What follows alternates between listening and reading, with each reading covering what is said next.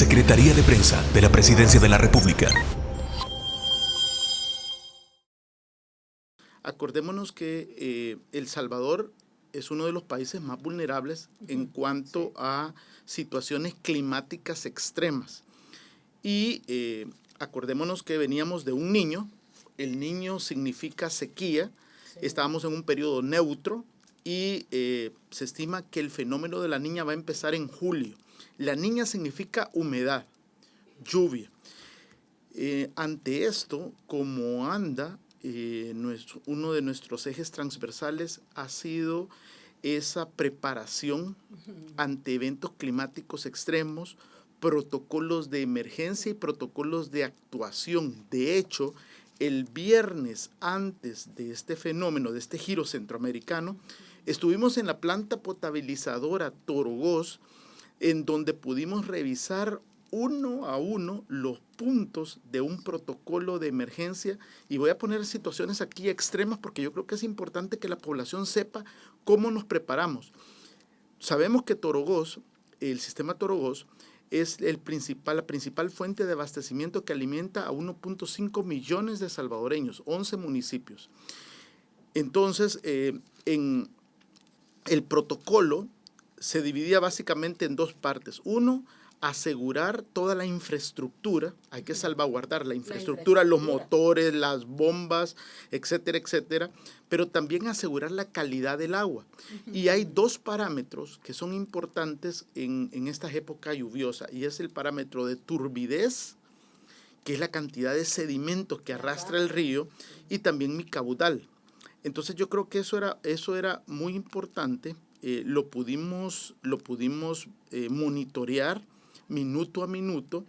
Gracias a Dios, el límite del caudal o del río no se desbordó. Entonces yo creo que esas fueron buenas noticias.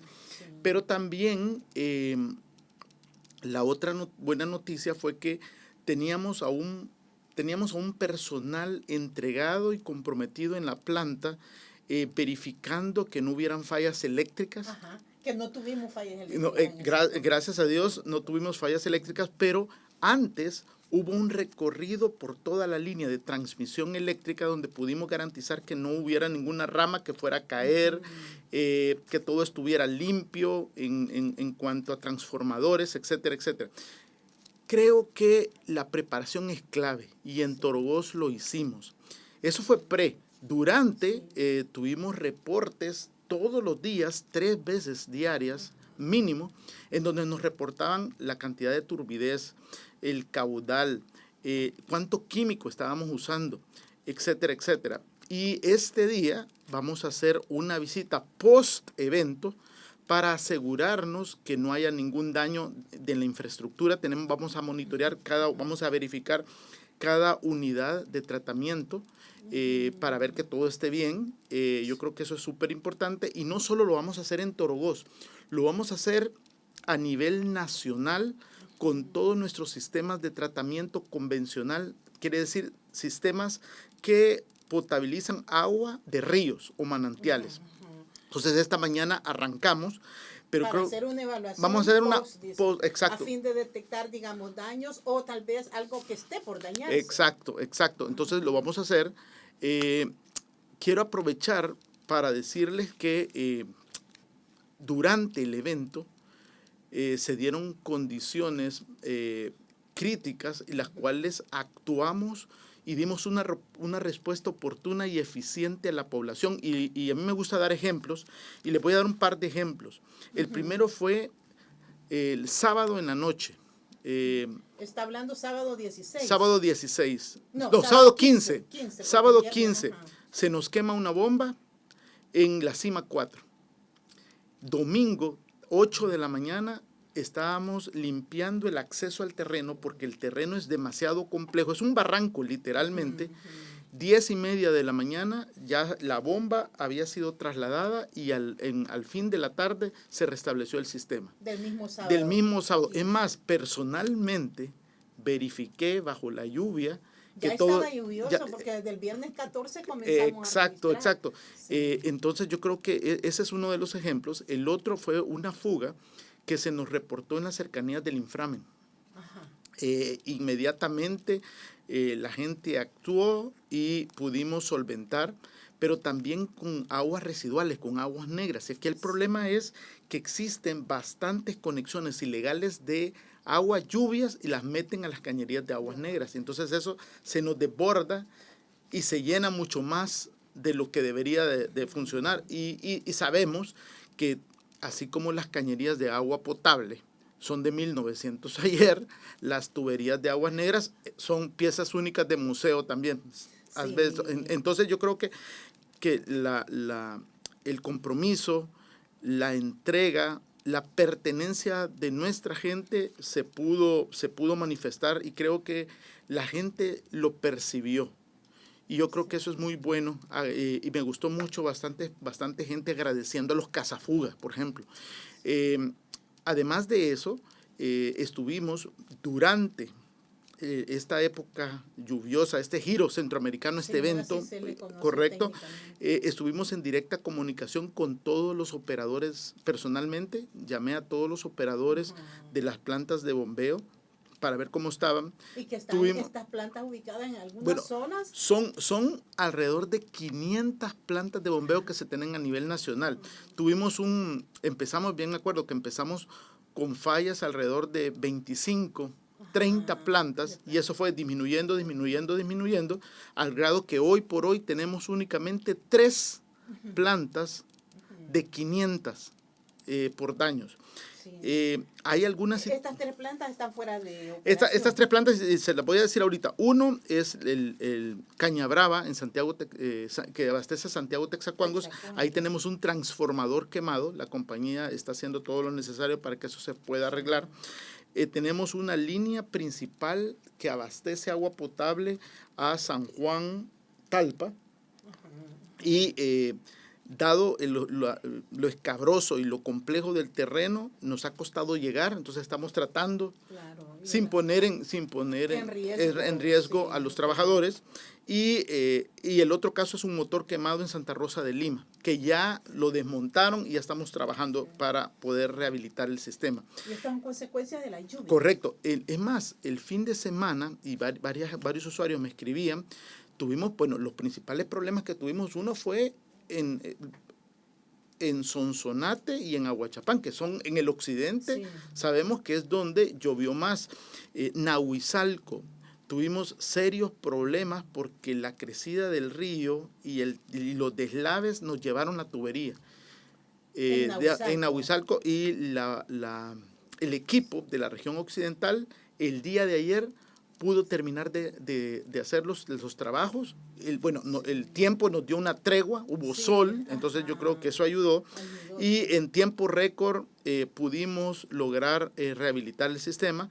También tuvimos, de la misma índole, tuvimos en Guaymango y en San Francisco Menéndez, en Aguachapán. Y aquí de verdad, me gusta poner las fotos en nuestras redes oficiales para que las personas vean el grado de complejidad que existe. Del daño. Exacto. Y bueno, las personas ayer, alguien decía en redes sociales: presidente, acabo de venir de la iglesia y qué bendición es que en Nahuizalco yo ya tengo agua. Y ahí se quedaron la tubería quedó, en buen salvadoreño, la tubería quedó en el aire. Y estamos hablando de una situación bien compleja. También en Sonsonate, son captaciones de agua, y a raíz que el río creció, las captaciones se vieron inundadas. Entonces, en Guaymango también. Correcto. Entonces, todas esas situaciones se pudieron arreglar. Temporalmente hubo suspensión del agua. Sí, claro. Pero dice usted, en la medida en que las condiciones climáticas mejoraban, nosotros íbamos rehabilitando. La otra situación que se dio es que durante hubieron algunas fallas eléctricas. Sí.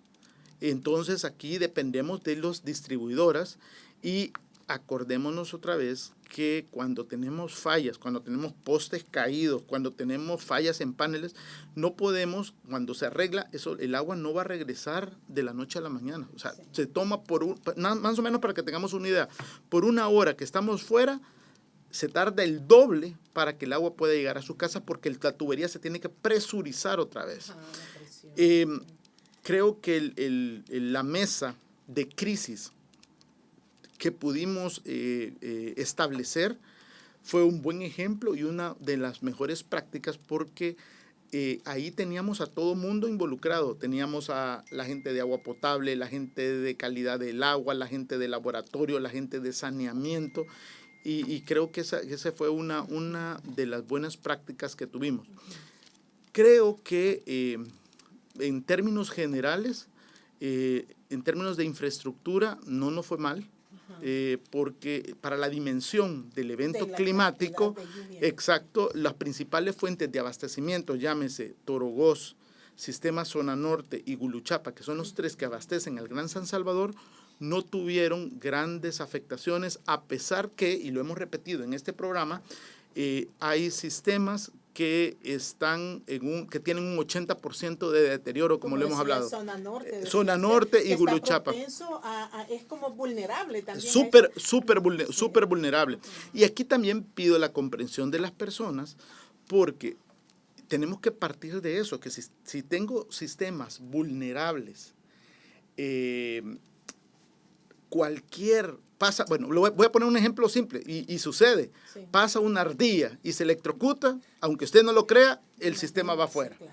No digamos todas las lluvias y las magnitudes que vinieron. Bueno, y además, el trabajo no paró, porque las fugas se mantuvieron, y lo que sí nos incrementó fue toda la parte de aguas negras. Todos los colectores desobstruidos. Sí, correcto. Y aquí yo quiero aprovechar, porque una de las razones de los que los colectores de aguas negras se nos obstruían es la cantidad de basura. Hallábamos wipes, cantidad de aceites y grasas, basura de todo tipo. Y creo que aquí vale la pena hacer un llamado a la población, como salvadoreños, que cuidemos nuestro país. En estos últimos días nos pudimos dar cuenta de la cantidad de basura que arrojamos. Problema esto, no nos apropiamos de mejores hábitos, fíjese, vio lo que pasó en Acajutla. Exacto, entonces yo creo que es una responsabilidad compartida que lo debemos hacer, y creo que lo que pasó, primero Dios, no hayan más eventos climáticos, pero yo creo que acuérdense que estamos a las puertas de, como lo dije al principio, de un fenómeno, La Niña, que va a estar marcado con eventos climáticos extremos agresivos, huracanes, no en El Salvador, pues, pero nos afecta. Llegan en la colita, como decimos, exacto, a veces una tormenta. Exacto. Sí. Entonces yo creo que este es un buen momento para tomar conciencia y no sigamos tirando basura en las calles. Estábamos también hablando sobre cuáles fueron las mayores afectaciones, hubo fugas, qué fue, digamos, lo que nos puede resumir sobre cómo se impactó la red del servicio del agua. Bueno, creo que lo más importante fue esa respuesta oportuna que se dio durante este evento, y nada más para tener una idea y que todas las personas que nos escuchan puedan tener una buena idea de lo que se hizo. A nivel nacional, durante esos días se atendieron alrededor de más de 450 fugas. Los cazafugas tuvieron trabajo debajo de la lluvia. Sí. Tuvimos fallas de índole electromecánica, alrededor de 145 fallas, para que tú sepas. Y saneamiento, que eran los colectores obstruidos o rebalsando, tuvimos alrededor de 165. De hecho, uno de los problemas que se nos dio más fue ese cruce entre aguas lluvias y aguas negras. Fue recurrente, hubieron obstrucciones de alcantarillado, pero también varios de nuestros colectores colapsaron. Entonces ahí había, porque igual, la vida útil, una carga saturada de agua, entonces el colector ya no aguantó y colapsó. Y eso se dio a nivel nacional. Pero no nos quedamos solo en la parte en esta parte propia de la casa, por decirlo así. Nuestra embotelladora trabajó sin parar, nada más para que tengan una idea, entregamos y estamos entregando alrededor de 500 fardos de agua diarias a Protección Civil, porque esta agua es la que está llevando a los albergues. Y además de eso, realizamos inspecciones en los centros de albergue para constatar que el agua tenga un nivel de cloro adecuada que permita esa inocuidad y que las personas la puedan utilizar. ¿Se mantienen los niveles normales, presidente, para controlar esta calidad en una situación como la que tuvimos por la lluvia? Correcto. Bueno, uno de las principales instrucciones que se dio fue esa. Fue realmente asegurar que el agua cumpliese con todos esos parámetros técnicos, manteniendo esa inocuidad sin dejar, por supuesto, sin dejar a un lado todo ese protocolo y toda esa métrica que tiene que existir. Sí, y le preguntaba porque siempre dicen que cuando hay este tipo de lluvias, el nivel de turbidez se incrementa. Es como más difícil controlar que se mantenga esta calidad. De hecho, en nuestras 5 plantas de aguas superficiales, Toroboz, Cuaya, Chilama, Tamulasco y El Rosario, los niveles de turbidez se estuvieron monitoreando minuto a minuto. Acordémonos que la mayoría de estas plantas son sistemas de tratamiento de agua convencionales. ¿Qué quiere decir eso? Que pasan por una floculación, sedimentación, filtración y por último cloración. Pero también se estuvo monitoreando que la bocatoma, el lugar donde se capta el agua para ser tratada, no tuviera ninguna obstrucción. Y creo que fue, ahí pusimos unas imágenes de el arrastre de sólidos que en un momento el río Lempa llevaba. Y estamos hablando otra vez, basura, bolsas plásticas, envases plásticos, etcétera, etcétera.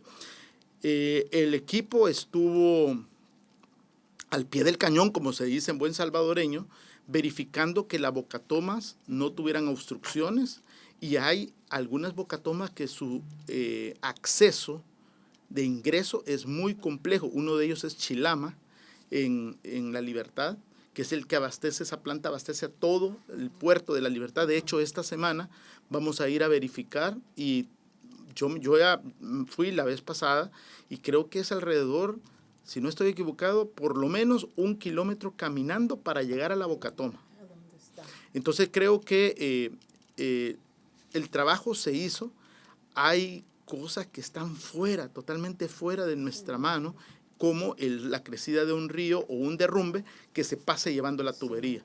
Aquí nos escriben de Bosques de la Paz, dicen que tenga un buen inicio de semana. Los de ANDA siguen trabajando de la misma manera de siempre. Un ejemplo es en Bosques de la Paz. Repararon un desperfecto, dice, y el vecino había dado ya el aviso de manera oportuna. Y hace referencia también a que a veces no se hacen estos trabajos de compactación. Bueno, aquí en una situación correcto. lluviosa es exacto, complicado. Es súper complicado, y aún así el equipo de aterrado y compactado estuvo presente y está presente, pero también creo que las personas deben de entender las prioridades que se dieron en una época de emergencia y bajo lluvia, y que no podíamos estar aterrando. Uno, porque existe el riesgo también para nuestros empleados, porque la estabilidad del terreno no era muy buena, entonces la humedad, etc. Entonces creo que hay condiciones que, y te voy a dar un ejemplo que no tiene que ver con nada con ANDA, pero si está lloviendo, tú no te vas a subir al techo a arreglar el techo, a repararlo. Exacto. No se debe hacer esto, exacto, esto es de alto riesgo. Mire, presidente, y esto de la lluvia, de los drenajes de agua, lluvias con aguas residuales, ¿qué es lo que está pasando? Alguien me estaba preguntando acá si hay sanciones para quienes hagan este tipo de prácticas. Dice aquí, buenos días, pregúntele al presidente de ANDA qué sanción se puede aplicar a las personas que arbitrariamente desvían el caudal de las aguas lluvias en las aguas negras. Yo creo que ese es el ejemplo, y tuvimos algunos distritos donde el factor común denominador es que se han hecho esas derivaciones de forma ilegal. Lo que estamos haciendo, y aquí voy a aprovechar el comercial, porque todas esas prácticas se están reportando a través de nuestro 915, y no hemos hablado de eso. El 915, el call center estuvo de turno 24/7 durante esta época y durante todo el año, y estamos estableciendo esa línea para poder subir todas estas denuncias a otras instituciones competentes en la materia, porque no se vale que sigamos realizando prácticas ilegales, no solo en agua negra, en aguas lluvias, agua negra, lo que estamos, también en agua potable.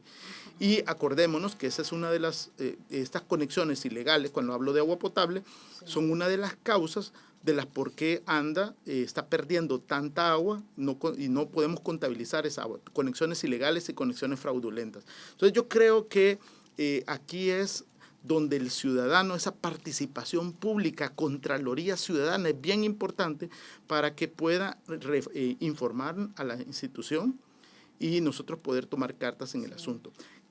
En general, lo que pasó con este giro centroamericano es una buena oportunidad para prepararnos y para saber que entra un fenómeno La Niña, que se podrían venir lluvias y eventos climáticos extremos.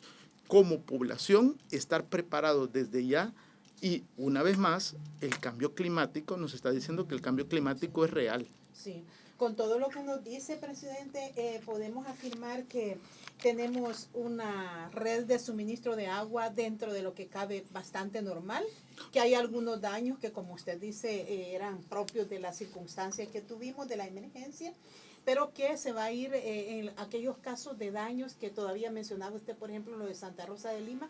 Esto se podría esperar que una vez se hagan las tareas de reparación del motor y todo, vuelva la red a funcionar.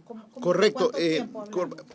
Creo que en las próximas horas y días, no creo que dure más, vamos a tratar de restablecer el abastecimiento en aquellos lugares donde tuvimos daños por la emergencia. Son daños, como dije, de los 3 que tenemos a esta hora, 2 son por motores quemados y 1 es por esta línea de principal de agua potable que fue arrastrada durante la lluvia. Lo otro que es importante, y creo que el pueblo salvadoreño lo vio, la respuesta articulada como gobierno. Esa respuesta oportuna, bajo la lluvia, un ANDA, un MOP, un FOVIAL, trabajando articuladamente. Salud, sí. Exacto. Te estoy diciendo 3, pero es todo el gobierno. Yo creo que eso es muy importante. Y 2, creo que es bien importante que la población se informe a través de canales oficiales, porque se dio mucho durante estos días de lluvia que tuvimos, que personas subían fotos o subían imágenes o subían información que no era real para confundir a la población, y eso no se vale. Hay que tomar en cuenta esto, que debemos informarnos a través de las fuentes oficiales. Correcto. ANDA, en este caso, con sus redes sociales. Exacto. Y así lo hicimos. Nuestras redes oficiales, no paró.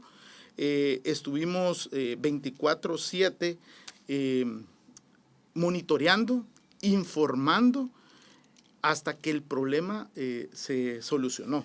Y creo que el compromiso, la entrega de todos los trabajadores de ANDA, mi reconocimiento de verdad, porque se pudo sacar la tarea, y aquí es donde estamos cosechando lo que se sembró, porque establecer estos protocolos de emergencia, de alerta temprana, en estas situaciones es donde uno evalúa y dice, sí funciona. Me funcionó a la práctica. Exacto. Y esto no para acá. Ahora viene esta etapa de reconstrucción, de rehabilitación y de evaluar lo que hicimos bien, pero también cuáles son aquellas oportunidades de mejora que debemos de tener.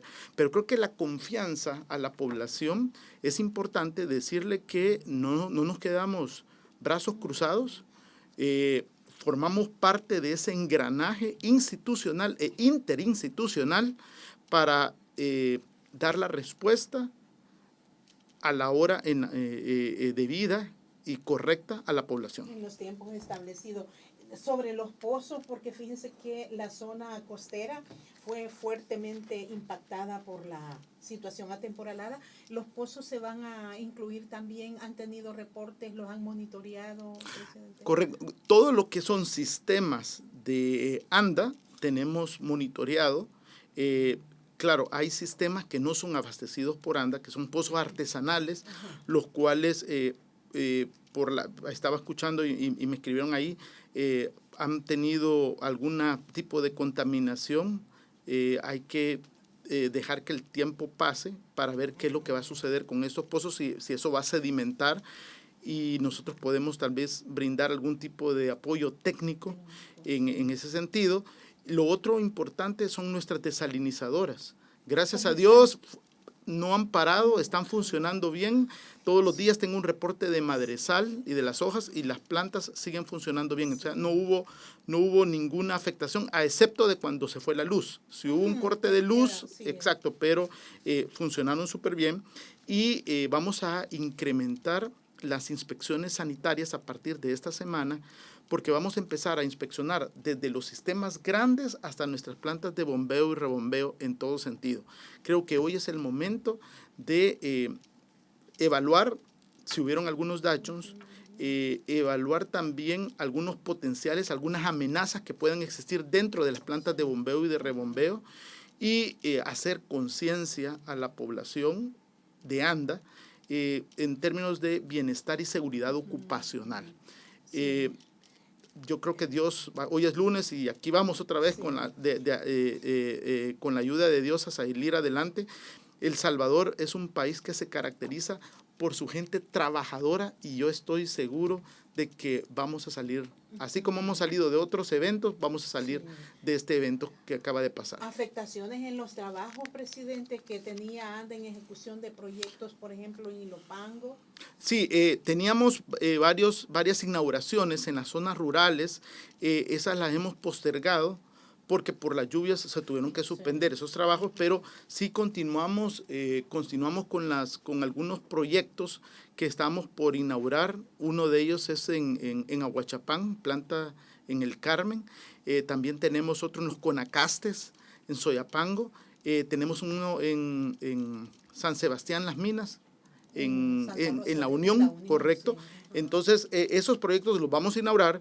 Tuvimos, claro, esa semana se desfasó todo, pero continuamos. Y también, un poquito fuera del tema, el día de ayer ya están acá nuestros pasantes de las universidades en Arca, ya están aquí en el país. Este día se incorporan. Este año tenemos 21 estudiantes que corresponden a 3 universidades, John Brown, Harding y la Universidad de Ozarks en Arkansas. Y este día se incorporan en diferentes áreas de ANDA. Entonces esperamos pronto presentar a esta nueva clase, y qué gusto que están aquí en El Salvador, conociendo un nuevo país. Y ojo, no solo son las 3 universidades, hay también participantes de universidades locales que por 5 semanas están listos para aportar a lo que estamos haciendo en nuestro país. Dice usted, retomando la normalidad después de esta tempestad que tuvimos. Cuando habla de esto, de estar vigilante de las amenazas para aplicar los correctivos, ¿se hará énfasis en el proyecto Zona Norte, presidente, que como usted nos ha dicho, tiene un alto nivel de vulnerabilidad? ¿Cómo se van a preparar? De hecho, el día de hoy vamos para Torogós, y el día de mañana tenemos una visita en la estación de bombeo 2-3, estación central, para verificar, inspeccionar esta batería de pozos, todo el tema eléctrico, y el apoyo del Banco Interamericano de Desarrollo, que es el BID, sigue caminando en ese sentido para arrancar. Bueno, de hecho ya arrancamos en el tema de rehabilitación y limpieza. Nos falta el tema de perforación de pozos en este sistema que lleva agua al 30% del Gran San Salvador. Esto será entonces parte de todo este monitoreo que ustedes inician post-evento, claro. Además, esta semana tenemos proyectado ir a Torogós, estación central, que es parte del sistema Zona Norte, la planta de tratamiento Chilama, que es de agua superficial. Sí, vamos a ir a Guluchapa, Joya Grande, y vamos a ir a Tamulasco en Chalatenango. Esas es como las plantas principales de agua superficial que esperamos inspeccionar esta semana. Nos espera una semana activa, pero creo que es importante hacerlo para buscar y para analizar, mejor dicho, aquellas oportunidades de mejora y constatar si han habido algún daño en la infraestructura. Sí, acá nos han estado escribiendo sobre algunos problemas que tienen con el tarifario. Usted ha dicho en esta conversación, presidente, que el centro de llamadas de ANDA ha estado trabajando. En estos casos que denuncia acá uno de los abonados sobre incremento de su tarifa en La Libertad, dice, esto es en Puerto La Libertad, medio le puedo leer acá. ¿Qué debe hacer? ¿Hay alguna oficina particular donde puede solicitar revisión tarifaria? Yo creo que es importante aclararle a la población que la tarifa de ANDA no ha incrementado. Lo importante es, si tienen alguna denuncia o alguna queja, algún reporte, pueden acercarse a cualquiera de nuestras agencias comerciales o llamar al 915, también, donde hay una parte que es dedicada a la alta facturación o al alto consumo, donde le pueden ayudar a esclarecer algún tipo de inconsistencia que pudiese existir. Entonces llame al 915 para que le revisen si tiene fuga o a qué se debe esta variación que ha tenido al alza en su tarifa, porque no debe haber incremento en la tarifa del servicio de ANDA. Para ir terminando ya nuestra conversación, algunos albergues seguirán activos. Ustedes como ANDA van a continuar, digamos, el apoyo con esta agua embotellada mientras Protección Civil lo requiera. Mientras los albergues estén activos, nosotros continuaremos suministrando agua en dos maneras. Uno, agua embotellada, y dos, a través de nuestros camiones cisterna, en pipas. Y también inspecciones, asegurando que el agua cumpla con la calidad. Creo que es importante también mencionar que estamos trabajando en un decreto transitorio para que la población pueda exonerar intereses por mora e incumplimientos en su cuenta. ¿Se acuerda que ya lo tuvimos dos ocasiones? Entonces yo creo que este es un buen momento. Va a significar un alivio para el bolsillo de los salvadoreños. ¿Por qué? Porque hay bastantes personas que quieren legalizar, han regresado a sus casas que habían sido usurpadas por pandilleros, y son historias reales, y a mí me lo escriben: presidente, yo pude regresar y aquí vivía un pandillero y me ha dejado esta cuenta. Claro, y eso lleva mora, intereses. Imagínate, multiplique, me voy a inventar voy a poner una cifra, $3 por todos los meses que estuvo ahí. Sí. Entonces, estamos trabajando en este anteproyecto, pedirle a la población que esté pendiente, porque muy pronto vamos a llevar este decreto a la Asamblea Legislativa para que podamos ayudar a las personas, y no solo también a legalizar, pero también acordémonos que hay una nueva reestructuración en términos municipales. Sí, entonces creo que esto va a ayudar también a saldar cuentas, y es parte de ese saneamiento financiero que busca la ANDA y que también buscan bastantes usuarios. Entonces yo creo que esta mañana también es de primicias, y en la YSKL les dejo esa primicia, que ya como institución estamos trabajando en este anteproyecto de ley, que en otras palabras es un decreto transitorio. Bueno, le agradezco por toda esta información que nos actualiza. Buenas noticias también por toda la forma como fuimos resilientes ante este problema que tuvimos, presidente. Es un gusto haber hablado con usted. Bueno, gracias por la oportunidad. Seguimos trabajando. No podemos decir que la variabilidad climática aquí terminó, sino que la variabilidad climática ya vimos que es algo real, y que tenemos que estar preparados, ser resilientes, pero sobre todo pedirle a Dios de que mantenga nuestro país a salvo. Y creo que como gobierno dimos una respuesta oportuna, y esa es la filosofía del presidente Nayib Bukele.